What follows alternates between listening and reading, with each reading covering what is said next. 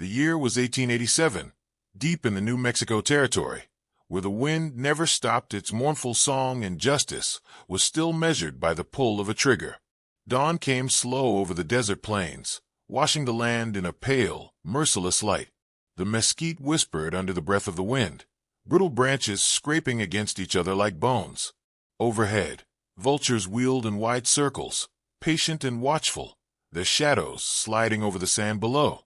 A thin trail of hoofprints cut through the dust, fresh, deep, and hurried, leading toward the coal ranch that sat lonely against the horizon. The prints told their own story. A dozen horses, heavy riders, and the kind of speed born from wicked work done in daylight. Elias Cole rode along the trail, unaware of what waited beyond the rise. His horse moved at a lazy trot, and the rhythmic creak of leather and the soft jingle of the reins kept time with his quiet thoughts. He had spent 2 days in town trading for coffee, kerosene, and salt pork, nothing more exciting than the long silence that filled a man's life after the war had emptied it. He had once worn a cavalry badge, fought in country that broke men faster than bullets, and watched good souls vanish in smoke. But those years were gone. He'd built this small ranch with his own hands, and with Mary's laughter softening its corners. That laughter was the one sound he could still believe in.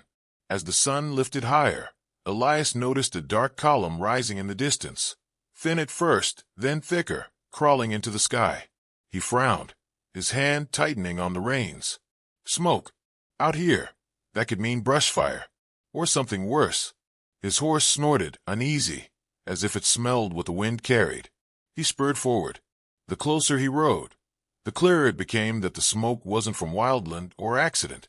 The air carried a stench, burned pine, charred cloth, and something sickly sweet beneath it that turned his stomach. He crested the last hill and stopped cold.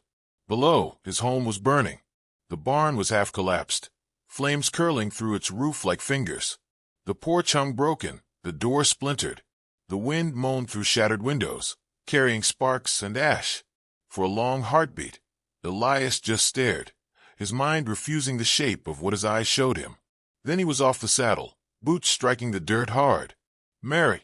The shout tore through the emptiness. He ran through the smoke, coughing, his sleeve across his mouth. The yard was chaos, tools scattered, chickens dead, the water trough overturned. The front door was cracked open, swaying on a single hinge. He pushed it wide and stepped inside. The world had turned black and gray. Furniture overturned, glass shattered, their wedding picture trampled beneath boot prints. He stumbled through the haze, calling again, softer now, desperate. Mary. Then he saw her. She was lying by the hearth, half shielded by the fallen rocking chair, her dress torn and burned. Her hand moved faintly when she heard his voice. Elias fell to his knees beside her, his breath breaking apart. Mary, I'm here. I'm here, sweetheart. Her eyes fluttered open. The color had already drained from her face, but she smiled when she saw him, weak and trembling. Eli. He pressed his hand against the wound in her side, trying to stop the bleeding that had already done its work. Don't talk. I'll fetch the doctor from. Her fingers gripped his wrist. No, too far. Her voice was barely wind. They came at dawn. Wore red scarves. She coughed, the sound wet. The Cartwrights, Eli. Bo Cartwright. He froze. The Cartwright gang. He'd heard the name whispered in town. Men who rode under red, leaving smoke behind them. He dismissed the talk then. But now their mark was burned into his life. Her breathing hitched. They laughed when they saw the wedding ring. Elias leaned closer, his voice breaking. Don't, Mary. Don't you do this to me. Stay with me. She looked at him once more, eyes glassy but soft, as though she saw something beyond him. Remember me here, she whispered. Don't let the wind forget my name. Then she was gone. The room went quiet except for the crackling timber. Elias didn't move. He knelt there, holding her still hand, his face as still as stone.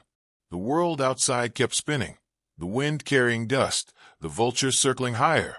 But inside him, everything stopped. He buried her that evening beneath the old cottonwood by the edge of the field, the one that cast its shadow across the creek when the sun dipped low. The ground was dry and hard, Each shovelful scraped like a blade on stone. The sweat and the tears mixed, but he never noticed. When it was done, he laid her gently in the earth, wrapped in her shawl. He said no words, only pressed his palm to the mound until the wind carried the last of the smoke away. For a long while after, Elias sat there. The sun sank, painting the desert red. He didn't cry. Grief had no sound in him, only a silence that stretched as far as the horizon. When the stars began to show, he stood and walked back toward what was left of the cabin. The smell of ash still lingered, thick and heavy. The light from the half-dead fire painted everything the color of rust. He stepped over the broken doorframe and went straight to the corner behind the stove. There, beneath a loose board, lay an old chest bound in iron. It had been years since he'd touched it. He drew out a small brass key hanging from a cord around his neck and slid it into the lock. The metal groaned as it turned. Inside was the past he had sworn to forget. 2 Colt revolvers wrapped in oilcloth, a faded army duster, and a cavalry scout badge dulled by time. He stared at them, the weight of what they meant pressing on him like a mountain. Once he'd been a man of war, trained to hunt in silence, to kill without pause. He'd buried that man when he married Mary, believing peace could outlast blood. Now there was no peace left. He unwrapped the pistols, checking each with a precision that returned to him as natural as breathing. 6 chambers each, polished steel, grips worn smooth from years in his hands. He loaded them slowly, the clicks echoing through the room like a clock counting down. He strapped them to his belt, adjusted the holster until it sat just right, and then unfolded the duster. Dust fell from the fabric as he shook it out and slid it over his shoulders. It fit like a memory. The badge lay in the bottom of the chest. He lifted it once more, stared at the tarnished metal, and set it aside. "No law can bring her back," he murmured. From the wall, he took down his Winchester. The rifle was old, the wood darkened by age, but the barrel was clean. He worked the lever once, the mechanism smooth, sure. Outside, the wind had died. The desert was quiet again, too quiet. The sun had fallen low enough to stain the sky crimson. Elias stepped into the yard. The horse was waiting, reins loose, eyes reflecting the firelight from the smoldering barn. He slid the rifle into its scabbard and mounted up. For a long moment, he just sat there, looking back. The cottonwood swayed gently in the distance, its leaves whispering a sound that almost carried her name. The house was nothing but blackened wood and memories. He touched the brim of his hat and whispered, "Rest now, Mary." The desert stretched wide beneath the morning sun, a world of silence and bones. Wind rolled through the canyons like the breath of something ancient, carrying dust that bit at the skin and whispered against the rocks. Elias Cole rode with his hat low, eyes narrowed against the glare, following the faint tracks that cut through the sand like scars. 12 horses, same as before, hoofprints deep and clean. The Cartwright gang was still ahead of him, but not by much. Every mile carried the same rhythm, hooves, wind, and the groan of the saddle. The land around him was a graveyard of old mines and forgotten dreams. Shafts collapsed into darkness, rusted tools half buried in dirt, the ghosts of men who'd once chased silver until the desert swallowed them whole. Elias moved through it all without a word. Each footprint he found another heartbeat of vengeance. He didn't hurry. Men who hunted too fast missed what the earth was saying. By noon, he found the remnants of their last camp, whiskey bottles glinting in the dust, a torn red scarf tangled in a bush, a blood trail leading toward the dry creek. He crouched low, touched the earth with his fingertips, then lifted them to his nose. Gunpowder, sweat, and horse oil. Less than a day old. The wind shifted, carrying the faint smell of smoke. They were close. He moved on until the sun dipped low, painting the rocks in blood and gold. The trail led him to a narrow gulch lined with cedar and shadow. A small fire crackled near the mouth of an abandoned chapel, wood half collapsed, its cross still clinging to the steeple. Beside the fire sat a thin man in a black coat, a shotgun laid across his knees. His beard was gray, his eyes hollow but steady. Elias slowed his horse, watching him. The man didn't move. He just raised one hand, slow and easy. "Ain't many souls pass through here that don't mean trouble," he said. "Neither do I." Elias answered, dismounting. He kept his voice calm, his hand near the holster. The stranger nodded toward the fire. You look like a man who's been following ghosts. Elias looked at the shotgun, then at the man. Just one gang of them. The man gave a dry smile. Name's Jonah Reed. Used to be called Reverend Reed, back when folks believed I could save what's left of a man's soul. Now I reckon God stopped listening, somewhere between Tucson and Silver Mesa. Elias tied his horse to a post, his eyes scanning the ground. Tracks. For horses had come through here recently, but none lingered long. You seen riders with red scarves? Jonah spat into the dirt. Cartwright's men. Passed through yesterday morning. Drank from my water barrel, took my mule, and left me preaching to the dust. Bo Cartwright runs this whole strip of land now, with the sheriff in his pocket, and the town too scared to breathe loud. Elias's jaw tightened. Silver Mesa? That's the place. Folks there say Bo ain't just a thief. They say he's a storm wearing a man's skin. Jonah looked up at him, eyes searching. You got reason to chase him. Elias stared into the fire. He burned my reason. Jonah studied him in silence. The crackle of the flames filled the space between them. Finally, the preacher spoke low. I rode with men like Bo once. Killed for money, for pride, for the feel of it. Then I found God. Or maybe he found me knee-deep in blood. Either way, I learned this. Vengeance blackens the soul, till there ain't nothing left but smoke. Elias lifted his gaze, his voice quiet but cold. My soul was buried with her. The words hung heavy, and Jonah said no more. They shared the fire in silence until dawn came pale and slow. When Elias rose to saddle his horse, Jonah followed him to the edge of the gulch. You ride for Silver Mesa. You best be ready for hell, he warned. Elias mounted up. Hell's already behind me. He rode out without another word. The sun climbed higher, burning the last chill from the air. The trail wound through dead arroyos and skeletal mesquite. Twice he stopped, once to study a trampled patch of ground, once to pick up a broken spur half buried in sand. Each clue was a voice, guiding him.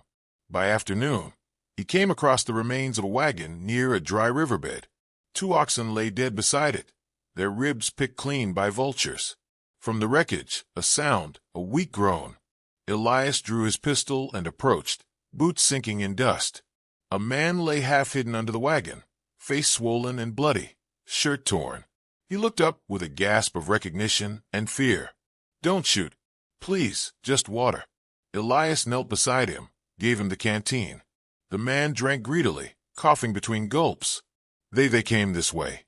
Cartwright's boys. His voice cracked. I was driving a stage out of Santa Fe. They stopped us near Devil's Ridge. Killed the guard. Took the strongbox. Left me breathing, 'cause they thought I was dead. Elias's eyes sharpened. Where are they now?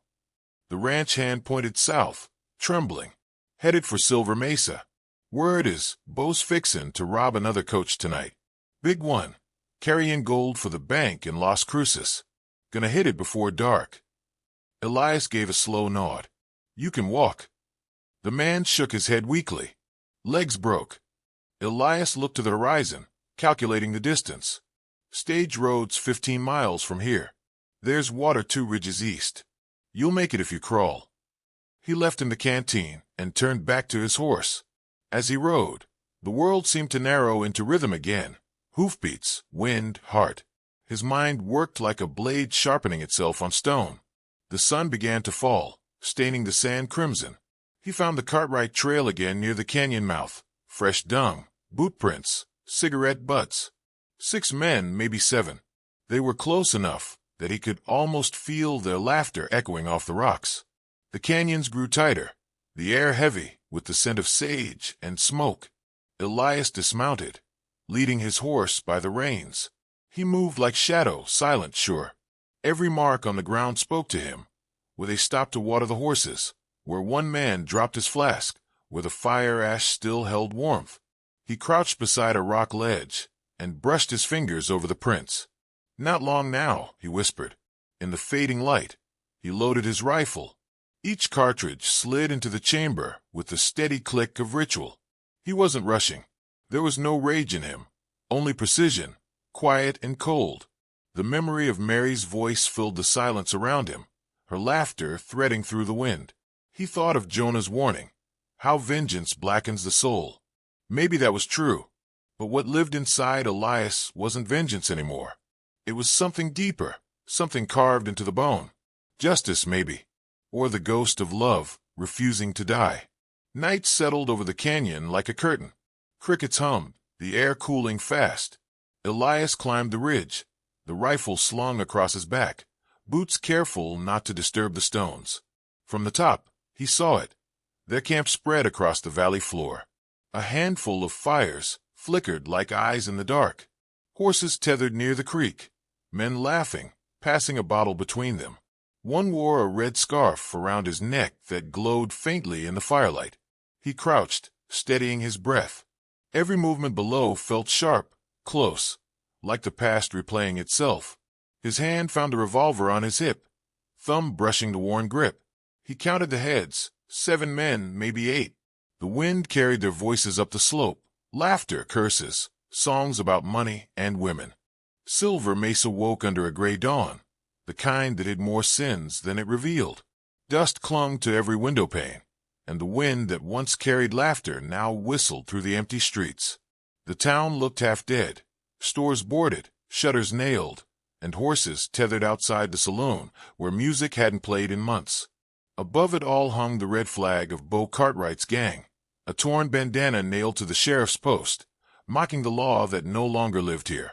Elias Cole reined in his horse at the edge of town. The animal snorted, uneasy. Its breath steamed in the cold morning air, mingling with the smoke that drifted from the saloon chimney. Elias sat still for a long moment, studying the streets, counting shadows. There were lookouts, there always were. One on the balcony of the hotel, pretending to smoke. Another by the livery, pretending to shovel hay.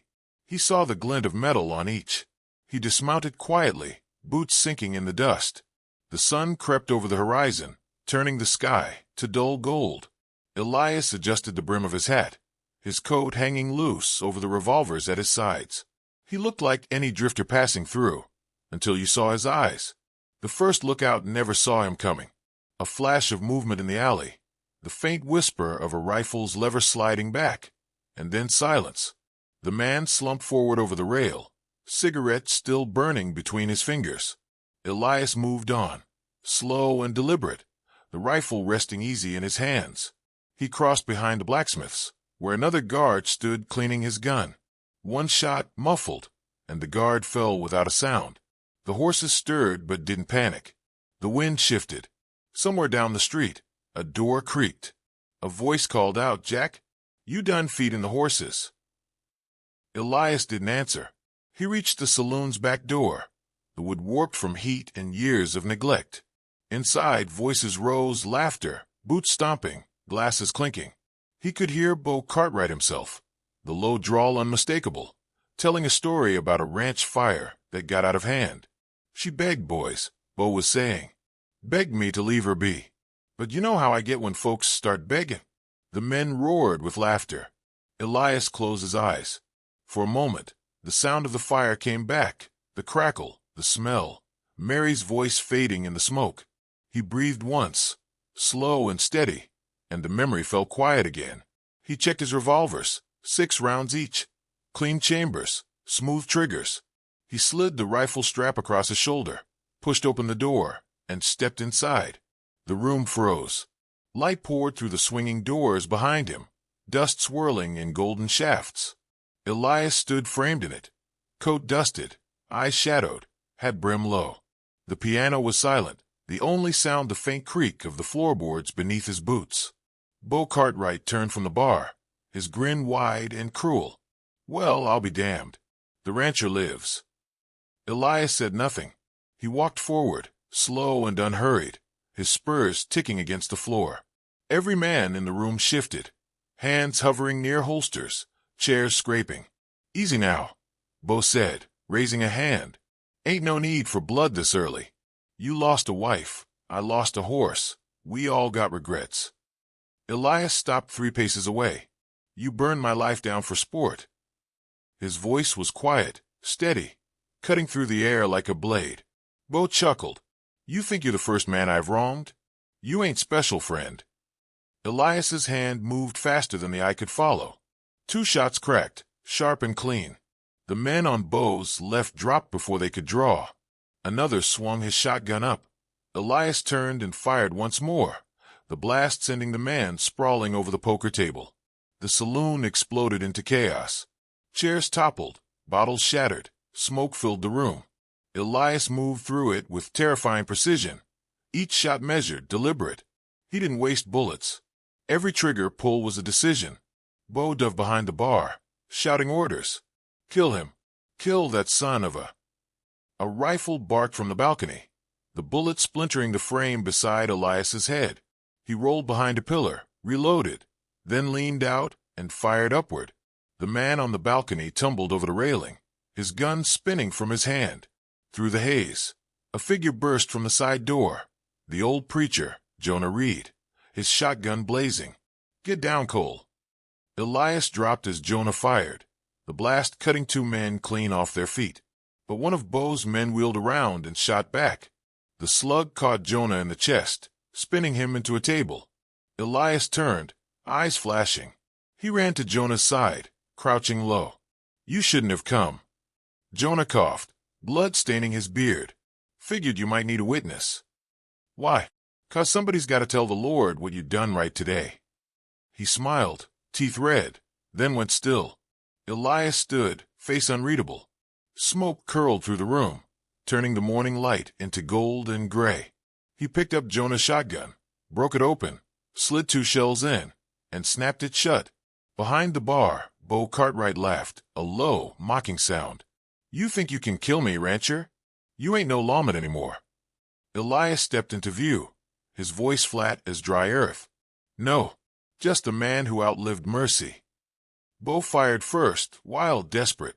The bullet grazed Elias's sleeve, tearing the fabric. Elias answered with both barrels. The blast slammed Bo back into the mirror, glass raining down in shards that caught the rising sun. He gasped, clutching his chest, sliding down into the blood pooling at his boots. Elias dropped the shotgun and walked closer. Bo's breathing was ragged, his grin fading. Your wife, he rasped, wasn't supposed to die. Sheriff said scare you off, that's all. The words hung there like a rattlesnake's rattle, soft, deadly, impossible to ignore. Elias crouched, his shadow falling over Bo's face. You gave the order. Bo's eyes flickered. No. Sheriff did. Said he wanted your land. I just did the burning. His head lolled back, a smirk ghosting his lips. Guess he got more fire than he paid for. The last breath left Bo's body. Elias stood in the silence that followed. Outside, the wind began to stir again, carrying the smell of smoke through the open doors. The saloon was littered with bodies and broken glass. Sunlight cut through the haze in long golden blades. He holstered his pistols and looked down at Jonah's body, lying still beside the piano. You got your witness, he murmured. Now tell the Lord the truth. He stepped out into the street. The townsfolk were beginning to emerge from behind shutters and doors, faces pale and wide-eyed. They watched him as he walked, the dust rising around his boots, his shadow stretching long across the ground. At the far end of the street, a single horse waited, saddled, reins loose. Elias stopped when he saw it. There was movement near the sheriff's office. A door closing, a figure slipping out the back. He froze. The man was dressed in a deputy's coat, but Elias knew the gait, the build. The sheriff himself, riding fast, coat flapping behind him, a red glint catching the sun at his throat. Elias's hand went to his revolver, but he didn't draw. Not yet. The dust from the fleeing horse swirled up and vanished into the morning light. He looked down the empty street one last time, at the people staring from their porches, at the faces waiting for something more, forgiveness, maybe, or an ending that would never come. Elias tipped his hat, turned toward his horse, and mounted. The saddle creaked, leather dry and familiar. The desert stretched endless and quiet beneath the weight of the afternoon sun, its horizon wavering like a mirage of gold and fire. Elias Cole rode alone, dust rising behind his horse in slow, tired spirals. The world felt emptied now, the kind of stillness that comes after gunfire, when even the wind holds its breath. His coat clung heavy to his shoulders, his rifle across the saddle, his eyes fixed on a trail that led west toward the dry hills where the sheriff had run. Silver Mesa had fallen silent behind him. The townsfolk didn't cheer. They didn't thank him. They just watched as he mounted and rode out, their faces pale in the sun, like ghosts peering through glass. Maybe they knew what he was riding to finish. Maybe they didn't. It didn't matter. Some things a man has to close himself. The tracks were easy to follow, a single rider, horse running hard, panic in every stride. Elias traced them through arroyos and open flats until the land broke into rock and shadow. The sheriff had chosen his ground well, the edge of the desert, where the last light hit the canyon rim, painting it blood red. Elias reined in at the crest, the wind tugging at his hat brim. Below, near a cluster of boulders, a horse stood tethered, breathing hard. The sheriff waited a few paces off, hat tilted, hand resting on the pistol at his hip. He wasn't running anymore. Elias dismounted and walked down the slope, each step slow, boots crunching over gravel. The sheriff turned as he approached, eyes small under the brim. His face was drawn, the sun carving deep lines into it. He looked more tired than afraid, but his right hand twitched near the gun belt. "Didn't figure you'd let me keep running," he said, voice hoarse. Elias stopped a few yards away. "You should have kept going." The sheriff gave a bitter chuckle. "Where to? Ain't no place left for a man like me. Not after what I done." Elias didn't answer. The wind sighed between them, stirring dust. The sheriff exhaled slowly, eyes flicking toward the horizon. "Bo was supposed to scare you. That's all. Burn a little, take a little. He went too far." He looked back at Elias. "You gotta believe me on that." Elias's expression didn't change. "You sold your town. Sold your word. Sold her life." The sheriff's jaw tightened. "You don't understand what it was like. They came through with 50 men once, killed 2 deputies before I could blink. The mayor begged me to do something. Bo offered a deal, protection, quiet. All I had to do was look away. Maybe I looked away too long. Golden land," Elias said softly. "That's what you look toward."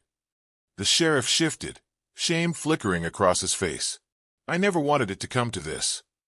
Elias nodded once, but it did. For a moment, neither man moved. The desert around them burned in silence, the air thick with heat and memory. A hawk cried somewhere far above. The sheriff swallowed, hand tightening near his pistol. "You mean to hang me, Cole?" "No," Elias's voice was calm, final. "I came to let you draw." The sheriff's eyes narrowed. "A duel, then?" Elias took a slow step back, giving the man space. "You took the law from this land. Now you'll face what's left of it." The sheriff stared at him for a long moment, the sun reflecting in his eyes like fire. "You sure this'll make you right again?" Elias looked past him, toward the dying sun. "There's no right left in me." The wind picked up, tugging at their coats. Both men stood still, hands hovering near steel, the moment stretching until time itself seemed to hold its breath. The sheriff moved first. His gun cleared leather in a blur, faster than fear, faster than thought. But Elias didn't flinch. His hand rose in one clean motion, and his shot came like thunder across the sand. The sheriff's revolver fired wild into the sky as the bullet caught him square in the chest. He staggered once, eyes wide with disbelief, then fell to his knees. Elias walked forward and caught the gun before it hit the dirt. The sheriff looked up at him, gasping, blood spreading slow through his shirt. "Guess you were faster." Elias knelt beside him. "No, just done with running." The sheriff coughed once, the sound weak. "Town will need someone again." "They'll find one." He died with his eyes open, staring at the red horizon. Elias closed them gently, then stood and looked west where the sun bled out over the land. Shadows grew long across the desert floor, swallowing footprints and blood alike.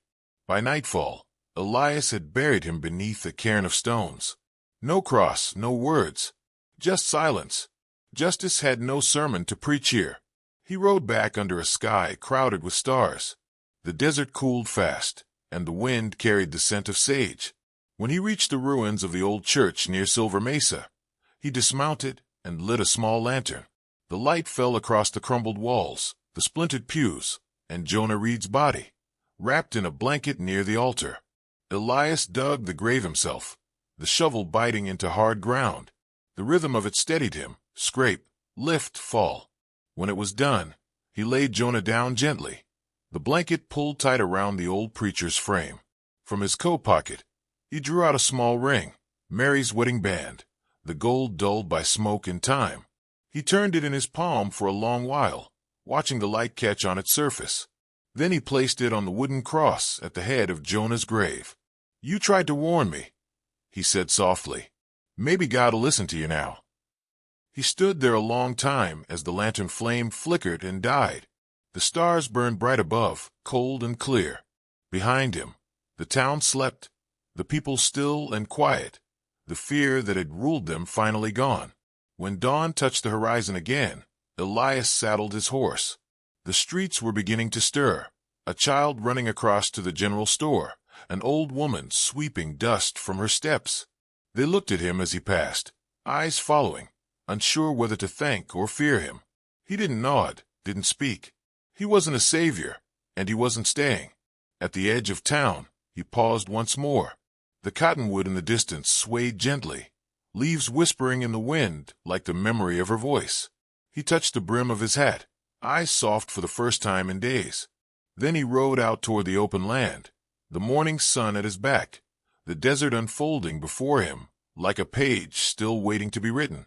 As the light rose higher, the wind carried his name through the canyons, whispering it across the stones and sand until it became part of the land itself.